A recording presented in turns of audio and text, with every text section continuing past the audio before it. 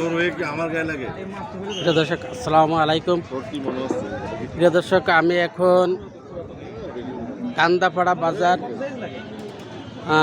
কান্দাপাড়া নুরুন্নেসা মাধ্যমিক বিদ্যালয় সংলগ্ন বালুর মাঠে বিশাল গরুর হাটে আপনাদেরকে দেখাচ্ছে। এখানে কিছু লোক দেখা যাচ্ছে। বাগেরহাট জেলার শিক্ষক সমিতির সাধারণ সম্পাদক, যা আপনাদের না দেখালে নয়, আমরা তার কাছে যাচ্ছি। আসসালামু আলাইকুম। আমরা জানতে চাচ্ছি যে আপনারা এই যে বালুর মাঠে এই যে গরুর হাট করেছেন, কি উদ্দেশ্যটা বলুন। আসলে উদ্দেশ্য তো আমাদের এলাকার যে গরুর খামারিরা আছেন, তাদের গরু যাতে কোনো রকমের পরিবহন খরচ ছাড়া এবং পরিবহন খরচ ছাড়া এবং কোনো রকম হয়রানি ছাড়া ন্যায্য মূল্যে বিক্রি করতে পারে এবং ক্রেতারা স্বাচ্ছন্দ্যে, নিরাপদে, নির্বিঘ্নে, কোনো রকমের কোনো দুশ্চিন্তা ছাড়াই তারাও যাতে একটা ন্যায্য মূল্যে হয়রানি ছাড়া গরু কিনতে পারে, এই এলাকার মানুষ যাতে গরু কিনতে অনেক দূরে যাওয়া না লাগে, এই চিন্তা করেই খামারিদের কথা চিন্তা করে এবং এলাকার বাসিন্দাদের কথা চিন্তা করে আমাদের এই গরুর হাটটা বসানোর উদ্দেশ্য। আসলে এটা কোনো বাণিজ্যিক উদ্দেশ্যে না, ব্যবসার উদ্দেশ্যে না, সাধারণের কথা চিন্তা করে।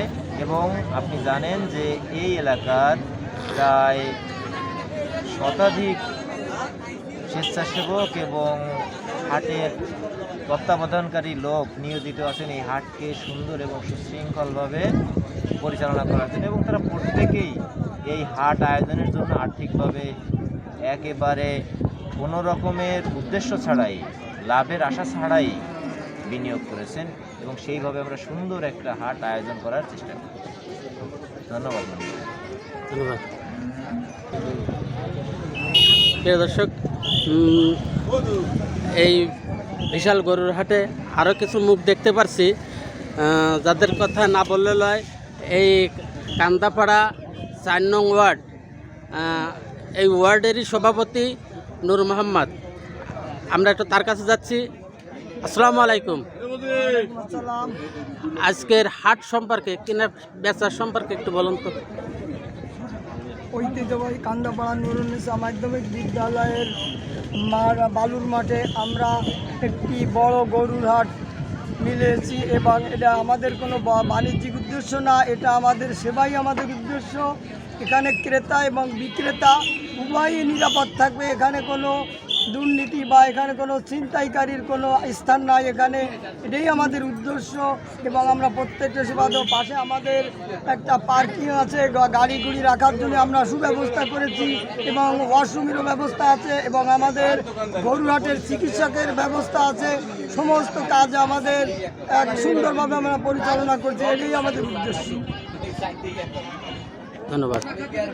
প্রিয় দর্শক, আপনারা দেখতে পাচ্ছেন বিএনপির একজন সাবেক নেতা, যাদের হাত ধরে এই বিএনপির অগ্রযাত্রা সালাম ভাই, আব্দুল সালাম ভাই। আমরা সালাম ভাইকে আমরা জানতে চাচ্ছি যে অনেক সময় দেখা যায় ক্রেতা এবং বিক্রেতা যারা, এদের ভিতরে সমস্যা ঘটে।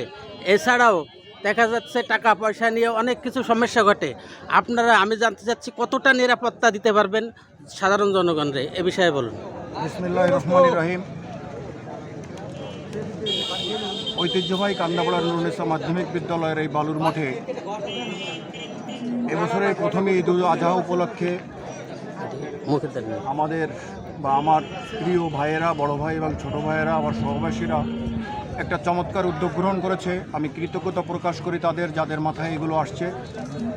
অত্যন্ত সুশৃঙ্খল এবং একটা সুন্দর পরিবেশে এই হাটটির অবস্থান, এই জায়গার অবস্থান, যেখানে প্রচুর জায়গা রয়েছে, ট্রাক মিনি বাস যে কোনো ধরনের গাড়ি পার্কিং করার জন্য ব্যবস্থা রয়েছে। এছাড়া সবচেয়ে যে মূল্যবান যে জিনিসটা, ক্রেতা এবং বিক্রেতার যে নিরাপত্তার বিষয়টা, সব জায়গায় এই প্রশ্নটাই উত্থাপন হয়। তো আমি একটা জিনিস বলবো, যারা এখানে আমরা আছি, আমাদের ভলান্টিয়ার ভাইয়েরা আছে, আমাদের সহযোদ্ধারা আছেন এখানে, আমরা অত্যন্ত দৃঢ়তার সাথে ক্রেতা এবং বিক্রেতার উভয়ে যাতে কোনো প্রকার কোনো হয়রানি না হয়, অত্যন্ত জোরালোভাবে আমরা এটা সজাগ দৃষ্টি রাখছি। এবং কোনো প্রকার হয়রানিমূলক শিকার যাতে কেউ না হয়, সেটাও আমাদের প্রত্যেকটা ক্রেতা এবং বিক্রেতার সাথে আমাদের ভলান্টিয়ার ভাইয়েরা আছে, যাতে তাদের কোনো সমস্যার সৃষ্টি না হয়। এবং যারা ক্রেতা এবং বিক্রেতা যাতে তাদের কোনো খাজনা বা তহরিতে কোনো প্রকার মার্কেটিং বা তর্কাতর্কি ছাড়াই, আমরা শুধুমাত্র নামমাত্র খাজনা বা তহরি যেটাই বলেন, আমরা শুধুমাত্র নামমাত্র উভয়কে খুশি রেখে, ক্রেতা এবং বিক্রেতাকে খুশি রেখে আমরা এই ব্যবস্থাটা করেছি। আশা করি আমার এই বাগেরহাটের সর্বস্তরের জনগণ, যত দূরের হোক, যারাই হোক, আপনারা আজ, কাল, পরশু এবং বৃহস্পতিবার সকাল পর্যন্ত আপনারা এখানে আসবেন।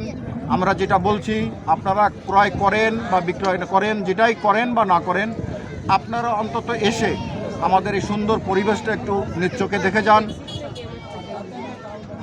আমরা অত্যন্ত খুশি হব, আমরা সার্থক হব। ধন্যবাদ মনিরুজ্জামানকে।